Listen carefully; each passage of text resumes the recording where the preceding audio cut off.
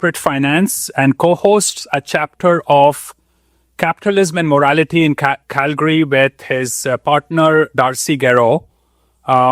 Today, he will speak on leftism and the rest of us. Please welcome Clayton Reeder.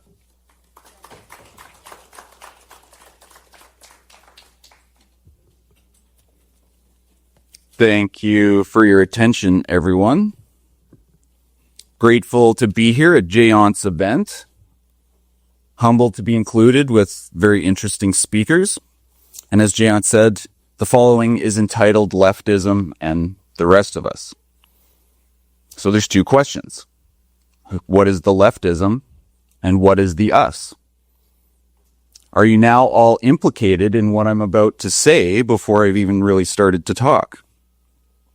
But let's think about the kind of people who come to this event, Capitalism and Morality. You're probably a bit of a rebel, a dissident, a bit of an alternative thinker. And I would guess, I haven't taken a survey, but I would guess virtually everyone in this room has at least some feeling that the left has gone kind of bonkers in recent years.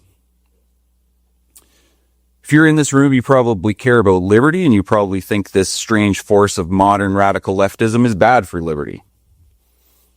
You've probably noticed a lot of things, especially in the last 10 or 12 years. You've noticed how these left-wing programs have become increasingly intense. Social justice, environmentalism and climate change, polymorphous sexuality, mass immigration. And it's beyond just the government. It's in a much broader range of institutions, education, big business, and the media. Maybe you even think this leftist web of power seems especially insidious, more sophisticated and subtle in its totalitarian orientation than the blunt, geriatric, old Marxist adversary ever was. You might think this strange post-Marxist leftism seeks the destruction of all Western civilization. And you might be worried about what is going on. Well, let's stipulate that leftism seems to have gone totally crazy, perhaps especially, but not exclusively in the last decade or so, and it has acquired a far more noticeable degree of institutional power. So what is that leftism? Why does the left seem to keep getting crazier? And what does it mean for the right? But then what does it actually mean to be right-wing? At the very least, the right would have to be anti-left, I suppose. And so perhaps it's best understood in terms of what it is not. So let's approach it that way. If we're not part of that strange leftism, that means the question for the non-left or the rest of us is what exactly are we dealing with and how do we orient ourselves in relation to it? So I've been really fascinated with this left-right issue for a long, long time. And I think if we better understand the nature of our leftist adversary, we will be in a much better position to oppose it effectively. But I should acknowledge that a lot of people, and smart people included, reject all the fuss about this left-right distinction entirely.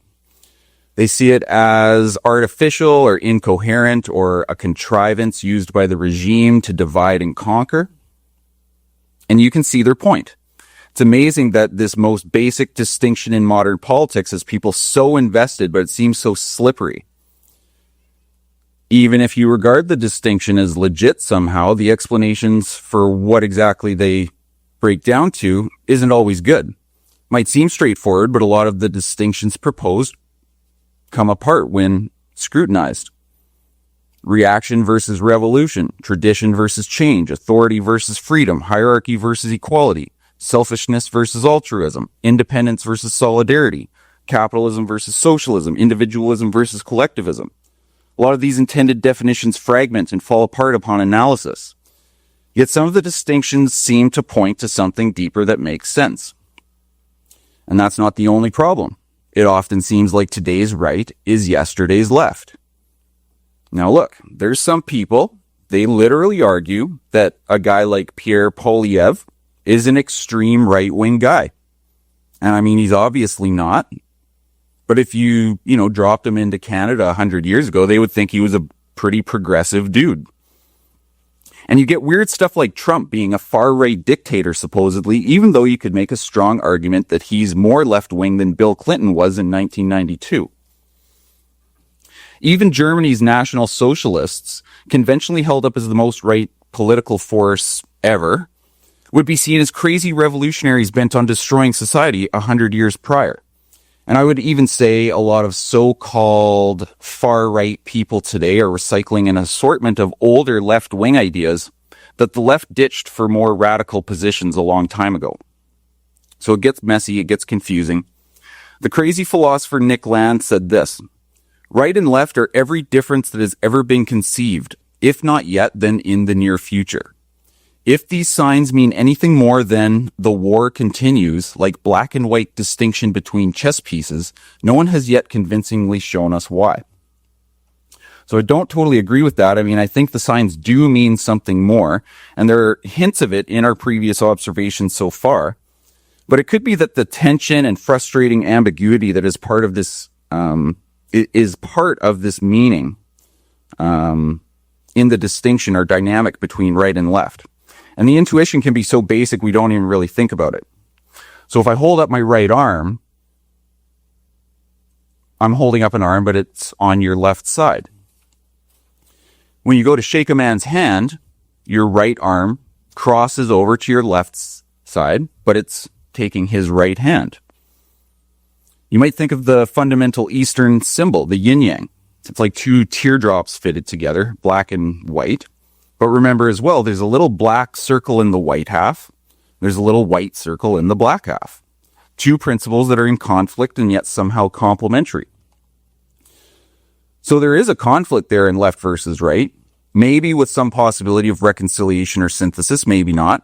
There's an us versus them in it. That's kind of how politics is anyway. The distinction between a friend and an enemy. But the conflict points us to something real and how we can understand social reality in the present age. We often think of left and right as coming out of the French Revolution because of the way people were sitting in the National Assembly. King's veto on the right, no king's veto on the left. This is more of an instantiation rather than an origination of the idea. Because these aren't really concepts that originate in historical time. The way we use the nomenclature is newer, but the substance isn't necessarily new. Left and right is actually really embedded in a lot of things like our linguistic and cultural software. You can get this by looking at basic language. European languages like German, French, Spanish, Italian, Russian, Hungarian have this embedded notion that right is good and left is bad. You might know that the Latin word for left is sinister. Symbolically, the right hand often represents strength and authority, while the left hand is subtle or awkward or clumsy. Think of, weird magic traditions like white magic on the right. The black magic is the left-hand path. In the New Testament, Christ describes the last judgment. He divides the sheep and the goats. Sheep on the right, eternal life. Goats on the left, eternal damnation. And next time you're looking at ancient art depicting gods and kings, pay attention to the kind of things that the artist is putting in their hands. So there's something going on there that is something archetypal or symbolic. Leftism is usually oriented around some kind of idea of egalitarianism, an affirmation of natural human equality. The idea that in some important way, everyone is basically the same or deserves equal recognition. I want to quote from Erich von Kernelt-Ledeen. He was a very interesting fellow, an Austrian nobleman. I think he died about 25 years ago. And the level of knowledge he has is just amazing. He could read 8 languages and speak 10. And he once described himself as a liberal of the extreme right. So he was a liberal, or he considered himself a liberal, but he was also a monarchist. And he despised democracy, fascism, and communism, which he regarded as all being under the same umbrella. So he wrote, "The right stands for liberty, a free, unprejudiced form of thinking, a readiness to preserve traditional values, a balanced view of the nature of man, seeing him as neither beast nor angel, insisting on the uniqueness of human beings which cannot be transformed into or treated as mere numbers or ciphers." So he's a right-wing guy, and he makes the right sound pretty good there. Now pay attention to how he describes the left. The left is the advocate of the opposite principles. It is the enemy of diversity and the fanatical promoter of identity. Uniformity is stressed in all leftist utopias, paradises in which everybody is the same, envy is dead, the enemy is either dead, lives outside the gates, or is utterly humiliated. Leftism loathes differences, deviations, stratifications. The word one is its symbol. One language, one race, one class, one ideology, one ritual, one type of school, one law for everybody, one flag, one coat of arms, one centralized world state. So to illustrate, consider what he says about education. Church schools, parochial schools, private schools, personal tutors, none is in keeping with leftist sentiments. The reasons are manifold. Not only is delight in statism involved, but also the idea of uniformity and equality. The idea that social differences in education should be eliminated and all pupils be given a chance to acquire the same knowledge, the same type of information, in the same fashion, to the same degree. This should enable them to think in identical or at least similar ways. So, some of these buzzwords here: oneness, uniformity, equality, identity, sameness. And at first, maybe this doesn't seem like it jives with the way we talk about left and right today. Many of us associate the left with diversity, right? Propaganda slogans like diversity is our strength. And this is actually kind of out of whack because it's not really implied by the leftist program, because diversity implies difference, and difference implies hierarchy. But the left tends to reject the idea of natural hierarchies, and they think that equality is natural and proper, while hierarchies must be imposed with power. So the opposite principle, that it's not equality but hierarchy that is natural, seems by implication to be a right-wing notion. And so what is that? What is hierarchy? It's the pattern in which diversity is strength because of a special unity or a higher principle holding different things together in their proper place. You can think of a sports team or an army or a string quartet where you have different things in harmony. And it might not even be unfair to say diversity is the only true strength, because everything that is different, everything that is more complete, everything that is more fulfilled in some way is a different thing. It's just not really a leftist notion. This notion of equality easily correlates with apparent leftist priorities. It maps right onto the modern progressive left egalitarian thesis, which would be something like this. The lack of equal outcomes between groups in any society entails the persistence of social injustice, which must be eliminated through social action. So in this kind of perspective, inequality equals injustice, right? This idea can also help us make sense of the leftist tendencies that seem rather strange. You may have noticed recently or at some point that the left seems to celebrate ugliness and wants things to be ugly. You can probably think of just examples recently. And that's because beauty just is. It confronts you with the stark reality of natural hierarchies and intrinsic value, and you can't really argue against it. It's just there. This idea of equal and one and same is very important here. So do something. Think of two colors in your head that are exactly the same. Are you actually thinking about two colors or one color? If they really are the same, they have to be indiscernible. But if they're completely indiscernible, you're thinking about one color. I don't know if this sounds like Sesame Street or something, but it's trying to be a simple illustration of the real sense in which equality is about annihilating the boundaries between things, where there's no better or worse, no this rather than that. It's the idea of bringing things together by abolishing individual identity rather than integrating and preserving them in a hierarchical set of relationships.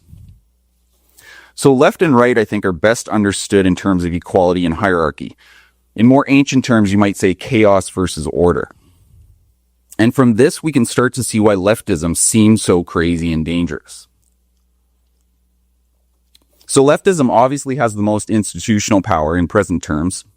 but I want us to think in a more maybe fundamental or abstract or like almost on the cosmic level to help us see that when left untrammeled, if you'll forgive the pun, get it? Left untrammeled. If left untrammeled, leftism must lead to humanity's total dissolution. And that might sound extreme, but if you think about it in the microcosm, where leftist political movements tend towards revolution, and revolution usually unleashes rivers of blood as the old order is purged, maybe it's not that far-fetched. So a good way that maybe we can start to understand this in a way that builds on what we've been saying is by doing what our ancestors did for thousands of years. We look at ancient stories from our great traditions. So probably just about everyone roughly knows the flood story from the Bible. So in Jewish tradition, there's the Midrash, which are basically commentaries on the Hebrew scriptures.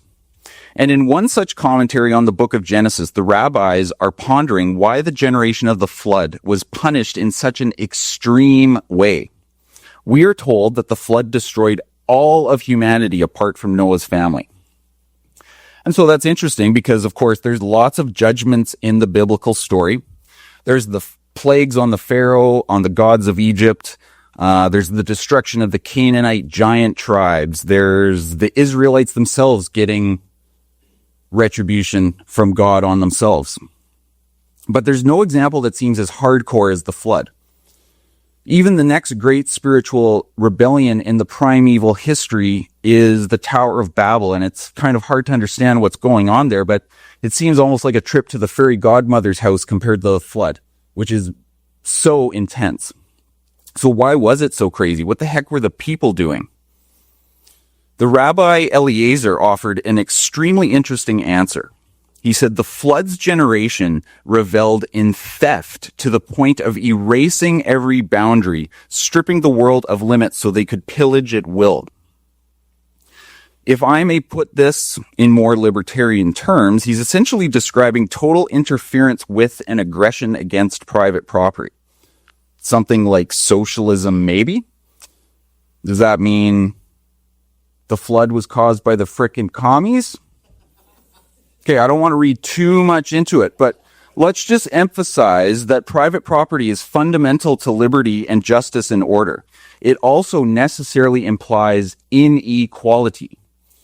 Ludwig von Mises showed decisively there's no market without inequality, and that's actually a good thing.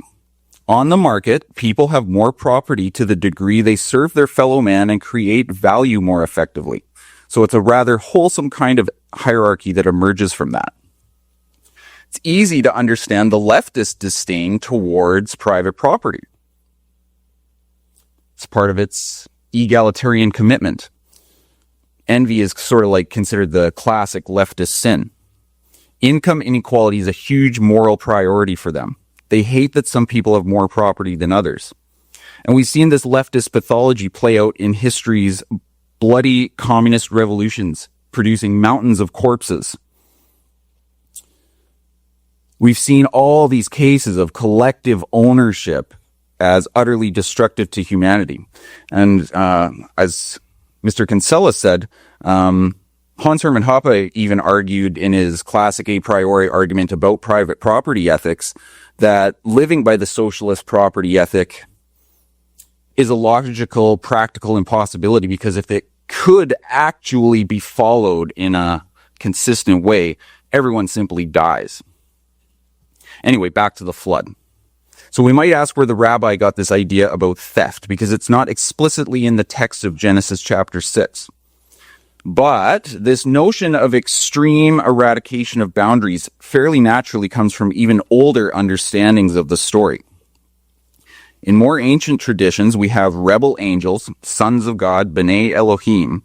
They descend upon Hermon, the cursed mountain. They form an alliance against heaven. They copulate with human women, and they produce giants, the Nephilim, an abominable transgression between the boundaries of heaven and earth. And not only are these giants these demonic hybrids, but in some interpretations of the Enochic traditions around the story, the giants go on to produce hybrids themselves, creating chaos monsters out of different animals. The giants also consume human flesh, transgressing another fundamental taboo, cannibalism. There's a lot of sexual immorality and demon worship and stuff too. It's wild and crazy stuff. But the flood in its antediluvian prologue gives us this image of a world that has leveled every moral boundary and ultimately suffers the consequences of its actions. Total destruction. And it's not just people doing bad stuff that brought on the cataclysmic waters of chaos. It was a total unraveling, a twisted, inverted nightmare version of freedom. This is really the logical progression of leftism. It strives to tear down every fence and every limit, dissolve all social constraint for the boundless gratification of its egalitarian desires. Naturally, it's way easier to break things down than to maintain order. Like everyone in here, you've probably built up some good lives. You could destroy your entire life in a few hours if you wanted to. If anyone remembers Mencius Moldbug's old writings, he was fond of the analogy where you take a teacup, you throw it in the air, smashes into the ground, 100 pieces, but you can never take the pieces, throw them up into the air, and have them come back together again. It's easier to break down norms and rules and promises and values that make society and economy function in a healthy way. It's a lot harder to build things than destroy them. And when you compromise on one rule, it becomes easier to compromise again and again and compromise on other rules, which is probably why the left has such confidence that history moves in a certain way and it's on the right side of history, because they're breaking things down, but hey, we're breaking things down in a good way. It's the oppressive systems, it's the systematic structures, so on and so forth. So now we feel like the waters are rising. Leftism is getting crazier and crazier because there's always more hierarchies to tear down.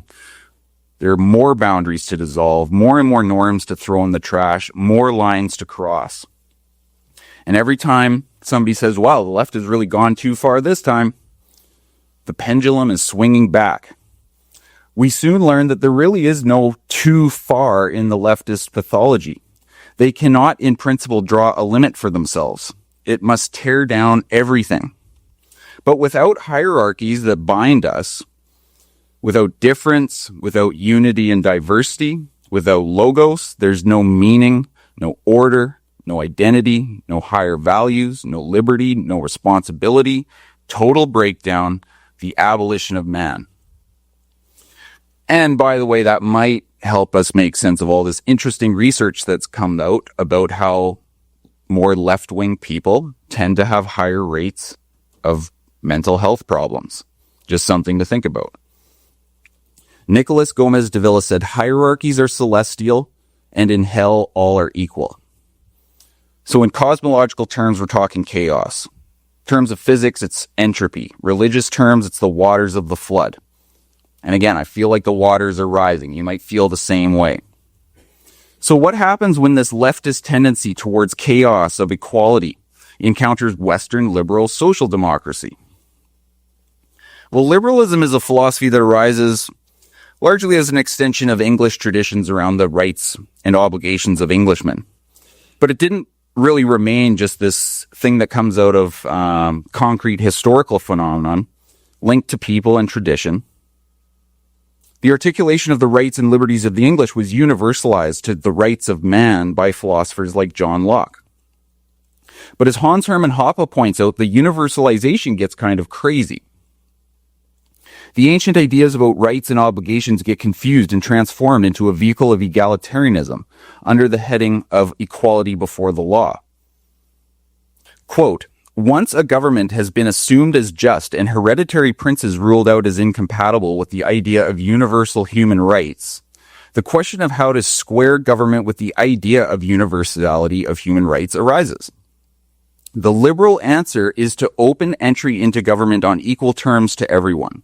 Via democracy, everyone, not just the hereditary class of nobles, is permitted to exercise every government function.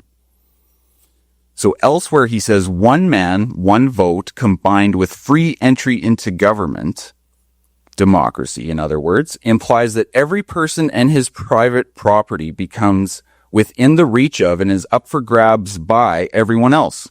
It's a tragedy of the commons. It can be expected that majorities of have-nots will relentlessly try to enrich themselves at the expense of minorities of haves. And that kind of sounds like what that rabbi guy was talking about in the conditions before the flood. Isn't that weird? The results, of course, are totally predictable. More taxes, more inflation, more regulation, virtue is punished, vice is subsidized, accelerating social disorder, the process of decivilization, and so on and so forth. So liberalism ends up kind of coming forth with these two contradictory promises, liberty and equality. And the assumption's built in, well, you're not free if you're not equal. The liberty part seems easy. You just kind of leave people alone, I suppose. Equality is very tough, though, because those two things are incompatible. Free people will not be equal. Equality is not a natural state. Trying to abolish inequality puts you in direct conflict with reality. And if you want to get your team really fired up, really pumped, reality is your best enemy. Reality fights back every time. It never, ever surrenders, and you don't beat it, but turns into an endless crusade. Infinite energy and resources will be spent. There will always be more power to seize, more enemies to stomp on when you're fighting reality. And the left gets this amazing energy out of this. Just promise miracles, transform human nature, overcome the laws of economics themselves, perfect prosperity and justice for everybody. With enough confiscation and centralization, the left promises its faithful that they can escape the limitations imposed on them by nature or by God or whatever. And so naturally liberalism takes on this crusading aspect. It becomes this totalizing force. The left points to something and says, well, this doesn't seem very equal. And the liberal says, well, yeah, sorry about that. I mean, we also think equality is kind of good. And immediately you're in this trap of giving the left everything it wants. The leftist demands synthesize with the liberal principle. And Nick Land said about this kind of ratchet effect, wherever progressivism takes hold, the degenerative ratchet is set to work. It is unthinkable that any society could back out of the expansive franchise, the welfare state, macroeconomic policymaking, massively extended regulatory bureaucracy, coercive egalitarian secular religion, or entrenched globalist intervention. Each of these interrelated things are essentially irreversible. So you can see why the left has been so successful at conquering liberal institutions. Progress is relentless. And this isn't a system where you win an argument against it because, again, it recognizes no limits to its own goals. It always has to go farther. Can never stop until it achieves its egalitarian socialist utopia at the end of history, which is the only logical resting point as it's guided along by these quasi-religious imperatives. There's one other interesting way that leftism and liberalism create this unholy alliance. Isaiah Berlin, he was a political philosopher, and he was influential in what we sometimes think about as like the switch from the older to the newer liberalism. And he basically believed liberalism, it should be something that allows for a plurality of values in a tolerant society. And that seems okay, I guess. But because of this, liberalism tries to avoid the big questions. Questions about purpose and meaning and what is good in life, what are the sources, ultimately, of our obligations to each other, and so on. Berlin noticed that communist and fascist states explicitly provided answers to those kinds of questions as a way to exercise power and impose ideological and political conformity.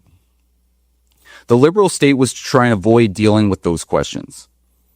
Berlin said, questions for whose solutions no ready-made technique could easily be produced are all easily classified as obsessions from which the patient must be cured.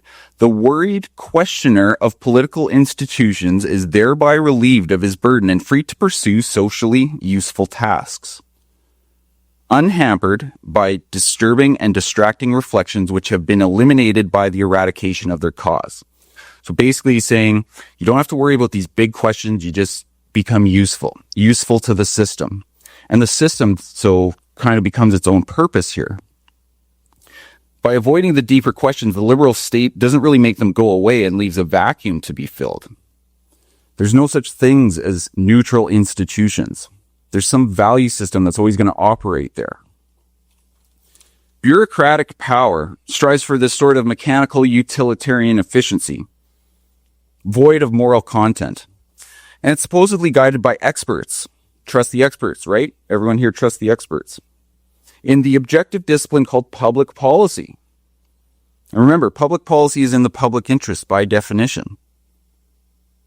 We know that because of science. It's not about gods or blood or ritual or dialectic materialism. It's science. It's experts. It's objective, right? But who's determining the public policy? What counts as good public policy? It's definitely not the voters. It's the complex of consensus-building intellectual institutions in modern society.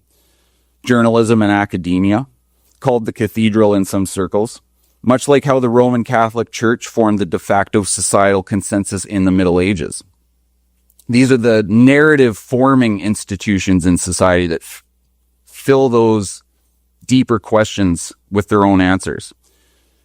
Goes without saying, who dominates academia? Who dominates journalism? The left does. And I won't belabor the point, but you've probably seen how often the expert class agrees with leftist political aims, which is very convenient. Under the cover of science and expertise, power is passed in a very meaningful way to institutions ruled by the left.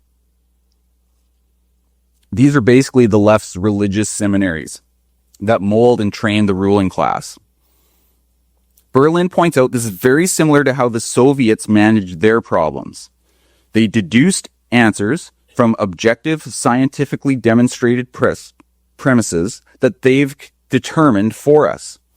And he said this kind of system ends up acting systematically to narrow the horizon of human activity to manageable proportions, to train human beings into more combinable parts of a total pattern, interchangeable, almost prefabricated. This helps us understand the intensifying trend of scientific, bureaucratic management being applied to all areas of society, regardless of human dignity or civil liberties, and we saw it most dramatically during the virus panic a few years ago. We got this amazing sneak preview of how the increasing bureaucratization of liberal society, guided by experts, guided by public policy, ends up trying to approximate these utopian visions of these socialist prophets like Charles Fourier, Saint-Simon, Karl Marx. And their dream, their socialist egalitarian dream, that's the nightmare. That's something we can't tolerate. Now, having talked a lot about leftism, what does it mean for the rest of us? Some of that should emerge by implication from what we've talked about here, but what do we do? What do we do to hold back the waters of chaos? Hope we can figure it out. It's definitely a very hard problem. But, I mean, you can't concede anything to the left. Remember, the ratchet effect. Once you concede, you can't go back. And you don't want to let their guilt manipulation tactics work on you because that has the same ratchet effect. You've probably heard the classic line, conservatives are just progressives driving the speed limit. And there's a more colorful version of it, which is conservatives are the left's slow ass cheek. Pardon my language. I'm not interested in being a progressive driving the speed limit. I'm not into that. I want to oppose leftism. G.K. Chesterton said, the conservative conserves the results of all riots and rebellions. Nay, the conservative encourages riots and rebellions by tacitly promising to conserve all their results. So I don't think we should be conservatives. I mean, you could be conservative, but you don't want to be a conservative. I think we want to be anti-left. Maybe we can be good old-fashioned reactionary traditionalist libertarians or something like that. Now, speaking of which, obviously there's a lot of people with a libertarian orientation in here, and we want to be left alone. And this is the bad news. This is the hardest part. It's not that the left will not leave you alone. They cannot leave you alone. It's the nature of leftism to equalize, to break down, to dissolve. You being alone isn't just a way of life that's as good as any other in a pluralistic society. You being left alone is the problem, to the extent that you're unassimilated. This is an existential battle and not a debate club. We need to be working on serious ways to actually protect ourselves against these leftist movements that have gone way out of hand. Can't just ask them nicely to, go away, please. Here's something else we have to grapple with. Liberal democracy is totally cooked, I think, at this point. An old liberal like John Locke would react with absolute horror if he could see what we've created. Hoppe and Rothbard and some others, they did a really good job pointing out the inherent contradictions in classical liberals' idea of the limited government. And we need to really take that seriously, because you can't save liberalism from the left, which is the goal a lot of people have. This interplay between liberal democracy and leftism, it's beyond intractable, and it's corrupt to the core. Additionally, the left has virtually conquered all the major social institutions, especially the universities, as you know. And this is a major issue. What do you do about that? I mean, reforming them is probably impossible, and we don't have the power to close them down. So you have to replace them. Better competing institutions. To go back to the religious imagery, we have to build arcs that will survive the flood. Things that will bind us together through this age of growing disorder and breakdown, providing meaning and leadership on the other side. So even if you're not religious, act as if God sent you into this world. Act like you have a unique destiny, not just something that's meant to be part of the slop of humanity and the globalist order. Act like you have a mission to carry out, a garden to cultivate. Be a warrior against the chaos. Thank you very much.